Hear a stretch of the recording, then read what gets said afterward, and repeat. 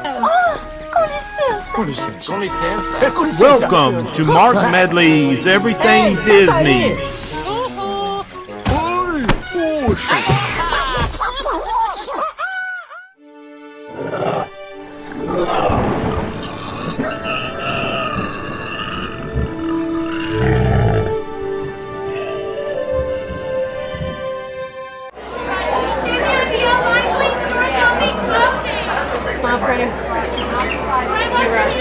Look at me.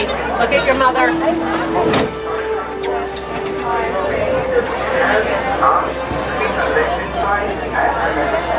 Alright, Twin Day folks, now that means let's go.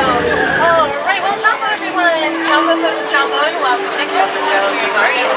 My name is Stacy, and I'm going to be your safari guide through the Giraffe Wildlife Reserve. Now, I'd like to first ask that everyone please remain fully and completely seated through the entire safari.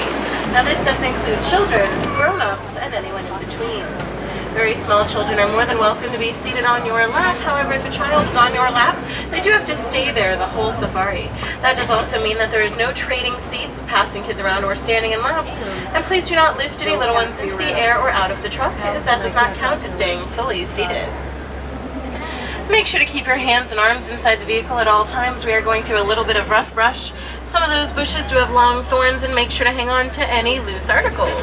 Anything like hats, sunglasses, Mickey ears, cameras, cell phones, anything like that. Because I will only be able to stop for animals today, folks. I will not be stopping for anything or anyone that could fall from the truck.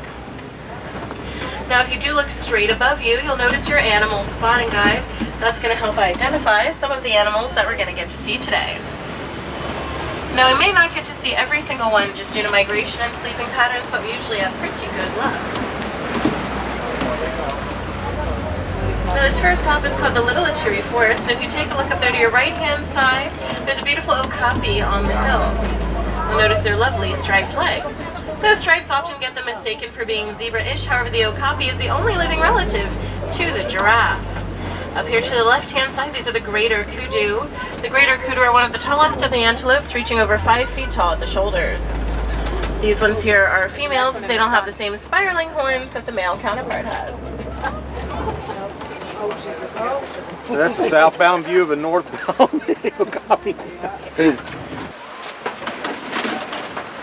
Now up here to your left-hand side, looks like there's a beautiful black rhino. That rhino. Yep. Rhino, hippo. Looks like there's a bongo on the hill to your right-hand side as well. Now, unfortunately, folks, there are less than 5,000 black rhinos left in the whole world, including captivity. They have no natural predators. This decline is caused by humans, mostly between deforestation and poaching. Up here to your right-hand side, there are some saddle-billed storks up there. The saddle-billed storks have a wingspan of around 9 feet across. Now, folks, the black rhino's horns are often believed to have some kind of a medicinal value. However, those horns are made up of the same keratin found in our own hair and fingernails, so please pass that along.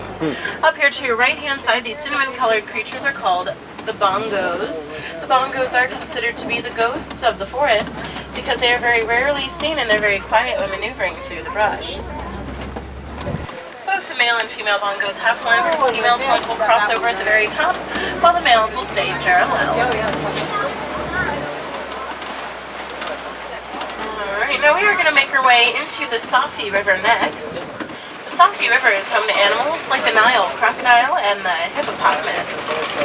I'm always excited to see hippos and crocodiles. Not always quite so much, but no worries, my friends. Hakuna Matata, we are nice and high up in this truck, so those crocodiles shouldn't be able to get to us. Now we will be checking out two sides of the river today. We'll start out on the right, then we'll wrap around to the left. But make sure to keep your eye out towards the surface of the water. Look for any bubbles or snouts sticking up. Sure enough, folks, looks like there are two beautiful hippopotamus snoozing down there to your right-hand side. They're a little hard to see. Make sure to stay seated for me, my friends. We are going to try out the other side of the river, too. Now, the hippopotamus can hold its breath for around 8 minutes at a time. If you take a look up here to your left-hand side, there's a few more hippos in the water, too. Now, although they can swim, they do prefer just to walk along the bottom of the river. That'll help them conserve energy since they spend most of the day eating and sleeping, which can be exhausting, as you can imagine. Pretty much the whole day. Now those gray and white birds up there, those are the pink-backed pelicans. Now the pink-backed pelicans are the smallest of the 7 pelican species, and their back feathers will turn a lovely shade of pink just around mating season. Now it's not quite that time of the year just yet, so they are still gray and white. However, when they do turn pink, it's almost as light as a flamingo pink, and it is very lovely to see. Looks like there's a couple hippos snoozing down there as well. Now my friends, we are going to proceed with caution. Please sit down, folks. We are going to proceed with caution as we are about to head over the crocodile bridge, so make sure everyone remains fully seated for your safety. And if you do take a look, you'll notice quite a few Nile crocodiles in the water and up on the bank. I'll be going for Niles and Niles. Now a lot of people have a hard time telling the difference between Nile crocodiles like these and the American alligator. Other than their size, look at their mouths. Crocodiles have a pointed snout with lots of protruding, snaggled teeth. One alligator will have a much more rounded snout. However, my friends, if you do ever find yourself in the wild and you aren't close enough to one of these creatures to be able to tell the difference, then you may be a tad too close to that animal, folks. And I would suggest getting to safety as soon as possible, as they are much faster than they look. In fact, on average, a crocodile can run around 12 miles an hour, and that's on land. So I don't know about you, but they can definitely outrun me.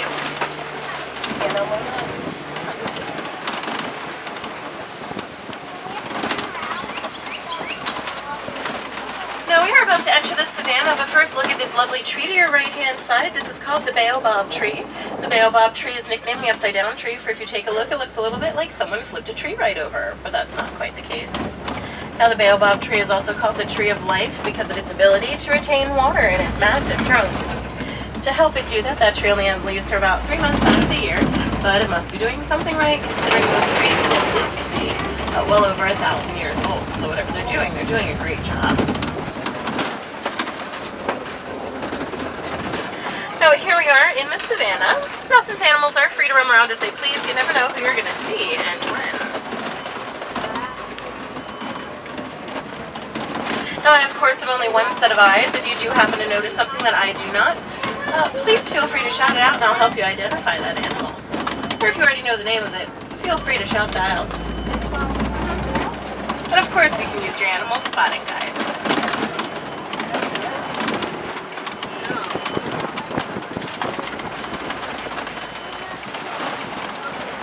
Now if you take a look out here to your left-hand side, see if you can spot anything down there, folks. We're looking specifically for any African wild dogs. They may be hiding out behind the cave here. See if we can spot any. Looks a little quiet. Do you see one?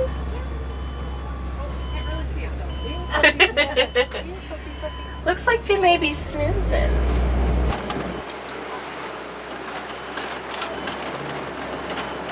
Now all of these reddish-brown structures jutting up out of the ground, these are all termite mounds. Termite mounds are as hard as concrete, and animals like elephants, we use them as a scratching post. Once they are nice and worn down, smaller creatures like the antelopes, we use them as a lookout point for any predators that could be on the prowl nearby. Oh, it looks like out there towards the grasslands, looks like there are some giraffes up ahead. Now, no two giraffes are exactly alike. Each pattern is as unique as a human fingerprint. Oh, there's quite a few gray creatures walking around out there as well. Those are the white-bearded wildebeest. Now, the white-bearded wildebeest have one of the largest migrations of land animals in the world, with numbers up to 1.3 million. Now, I have a hard time keeping track of my own family traveling on vacation, so I can't imagine trying to travel with 1.3 million of them. Sounds exhausting.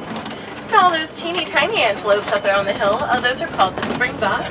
The Springbok get their name from their ability to spring up to 9 feet in the air and up to 13 feet across. Although they're very little, those are all full-grown adults. They generally don't get bigger than that. Even when they run, they'll still spring very high up into the air, which is called pronking. And on average, folks, a Springbok can pronk around 55 miles an hour, making them one of the fastest animals on the savannah.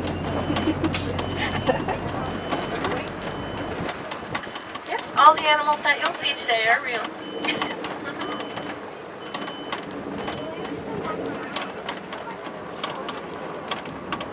Now, coming up here to your right-hand side, there are two baby giraffes by the tall grass. Now, when a giraffe is first born, it'll be around 6 feet tall. It only takes a giraffe about 5 minutes after it's born to figure out how to walk. And once that newborn giraffe figures out how to walk, it only takes about 3 more minutes to figure out how to run. And they can run around 40 miles an hour, which is very fast for a baby. There's an adult giraffe up here to your right-hand side. Looks like she may have something stuck in her teeth. Now, but that does mean she's showing off her tongue. Now, a giraffe's tongue can reach anywhere between 12 and 18 inches in length. It'll also be a very dark gray color to help protect it from the sun. Now, when you do have a group of giraffes together like this, it is referred to as a tower. So this is a tower of giraffes. Looks like there's another one out there to your left.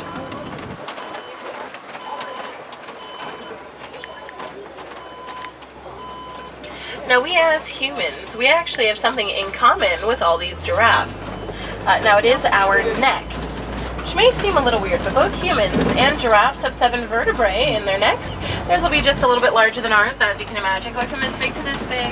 Very slight size difference there, but it is the same amount, so I think that counts as having something in common.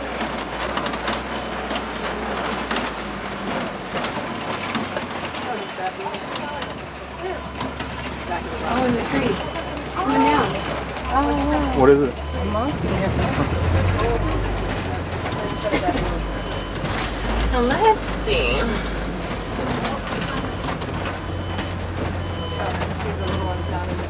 Oh, okay. Looks like there's a lovely family of monkeys up there to your left-hand side. Those are the mandrill. The mandrill are a species of monkey. They have brown fur and bright red and blue facial and hind coloring. Oh, look at the baby. Not quite. Now, the mandrill are one of the only monkey species that will bare their teeth as a friendly greeting, kind of like how humans smile. The majority of other monkeys, if they are showing off their teeth, it's usually viewed as a form of aggression, something like a threat or a challenge. Now, it does look like this road here is closed. Oh, it may have something to do with that lovely African elephant out there. Now, there are 2 ways to tell that this is an African elephant, one, of course, being that we are in Africa. But if you take a look at his ears, African elephants have a wide curved ear that looks a little bit like the continent of Africa, which is at least how I like to remember it, while say an Indian elephant will have a smaller ear. It's a little more pointed on the ends, kind of like a little rectangle. Now we are just going to cross this bridge here, pulley. That does mean very slow. It's a little bit of an older bridge, but the good news is there's no crocodiles underneath this one, so I already like it much better than the first. So we'll just take it nice and easy.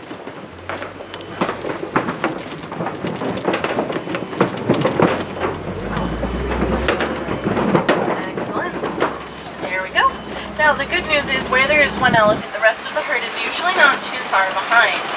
So we are going to keep an eye out for the rest of the herd, see if we can find any more elephants.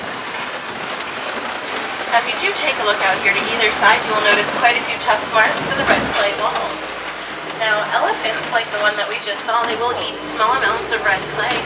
That'll help give them minerals they wouldn't usually get in their vegetation diet. It's kind of the elephant equivalent of taking your vitamins. Now, elephants are a matriarchal society. Their herds are mostly made up of females and their young. Male elephants are generally a little more solitary in nature, and once they are old enough to leave the herd, they only really hang around a few times a year.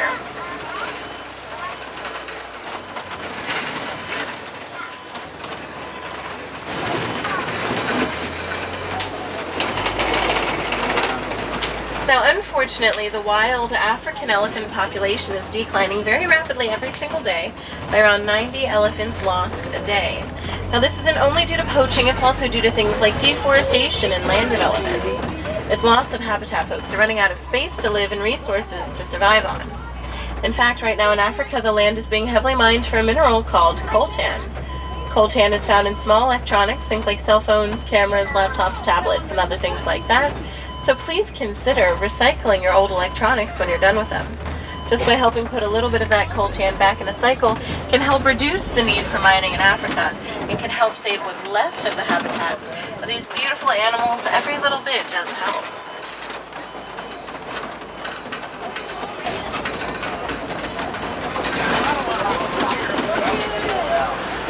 Look at that.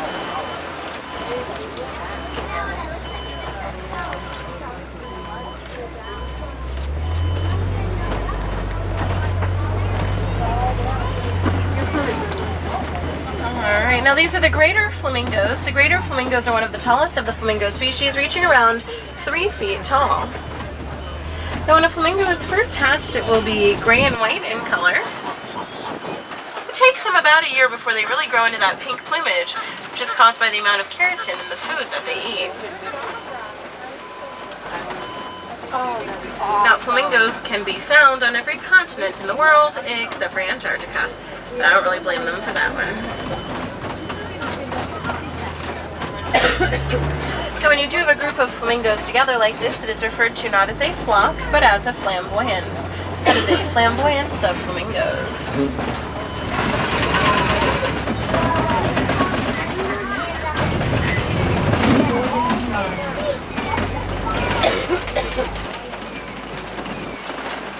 Alright, now this very large mud pit does look recently used, so we are going to keep an eye out for anything that could have been rolling around in the mud. Now I do know that animals like rhinos like to play around in the mud. Oh, it looks like there's some small bontebok out there. They're brown antelopes. They're a little, there was a point in time where there were only 17 bonteboks left in the whole world. They almost went completely extinct. What ended up saving them was a single farmer who happened to have 17 bontebok on his farm. Very slowly but surely they've been able to regain population, but it will be quite some time before they have their own successful wild population.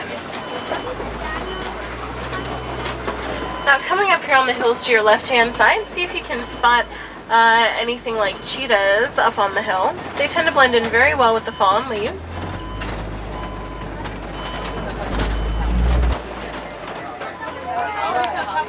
See them up there? At the very top up there. Now cheetahs are one of the fastest of the land animals. They can run over 60 miles an hour. Oh, there's another one laying down. There's 2 of them down there behind the tree. Now they don't have a whole lot of stamina. They can only really keep the speed going for about the length of a football field. And they do get a little tired, need to lay down for a bit of a cat nap, if you will. So unlike other big cats, cheetahs do not roar. Instead, they make a high-pitched meowing sound and a very soft purr. Now this very large rock formation is called a kopie. Sometimes you can spot animals like lions up on the kopie. Oh, looks like there's one snoozing up ahead. We'll wrap around so we can get a little bit of a better view. Lions are nocturnal, which means that they sleep during the day. In fact, on average, a lion will remain inactive anywhere between 16 and 22 hours a day. Pretty much. At night, when they are active, it is the female lions that are in charge of hunting for the pride, while the male lion will stay behind to protect the pride and any cubs. Play Nintendo. Now, they do have quite the advantage hunting at night. A lion's vision at night is about 7 times better than that of a human's. Looks like there's a southern white rhino walking this way. We'll see if we can catch up to him. Now, it's hard to tell because he is very muddy, but the white rhino is not actually white in color. They do get their name from a mispronunciation of the Afrikaans word "weit," which means wide. That is in reference to their very wide rectangular mouths, which are great for grazing. And they are much wider than that of the black rhino cousin we saw earlier, who has a pointed triangular-shaped mouth, better for pulling leaves off of bushes and trees. Pretty much the whole.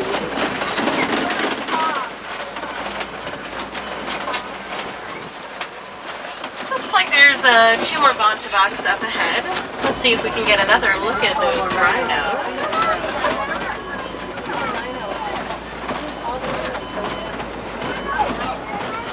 Looks like there's a few more rhinos up ahead. If you take a look underneath the tree to your right-hand side, you'll also see a nest of ostrich eggs down there.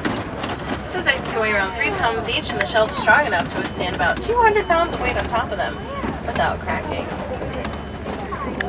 Oh gosh. Aren't they just lovely? Now the white rhinos are severely nearsighted, so they can't see too far in front of them. They do rely very heavily on their hearing to help them get around.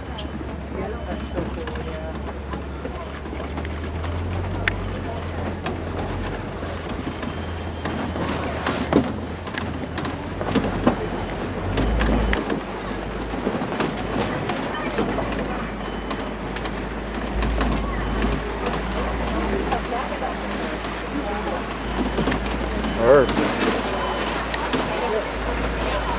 They're a rough ride.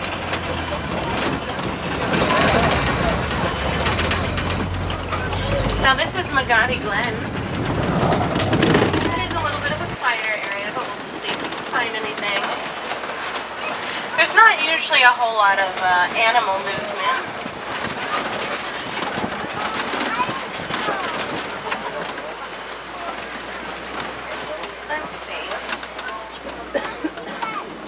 Take a look down that paved pathway, you may be able to get a glimpse of the scimitar horned oryx back there.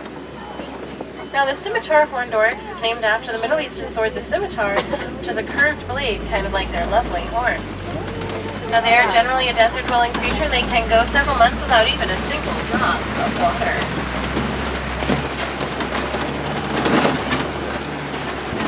Alright, now my friends, we are going to start making our way back towards civilization and the African village. However, we did get to see quite a few lovely animals today.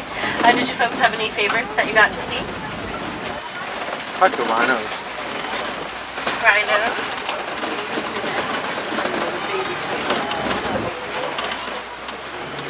I know it is hard to choose. I do have a soft spot for the bongos we saw in the forest. They're one of my favorites. But you do still have quite a few more opportunities to see lots of different animals today. As soon as you depart from us here, you'll be right next to the Gorilla Falls Exploration Trail. Over there you can see a whole family of western lowland gorillas. There's an underwater hippo viewing area, a bird room, and it is a walking trail. So you can take your time admiring the animals at your own pace. Now if we do have any wilderness explorers on board, you are writing codename Simba 1, SIMBA, and the number 1. You'll need to know that to get your next badge, which will be on page 15 of the Wilderness Explorer Handbook. So make sure you remember that code Simba 1. Now, I will be dropping you off just up ahead, so please gather up your belongings. Make sure to check your pockets, check the floor too. Since it is a little bit of a bumpy ride, we want to make sure no one is forgetting anything. Now, here in Harambe Village, folks, we don't like to say goodbye. Instead, we like to say the Swahili phrase, kwaherini, which means to go well. So kwaherini, my friends, thank you so much for joining me. My name is Stacy, and I hope you enjoyed seeing some of the lovely animals here today and learning a little bit about them as well.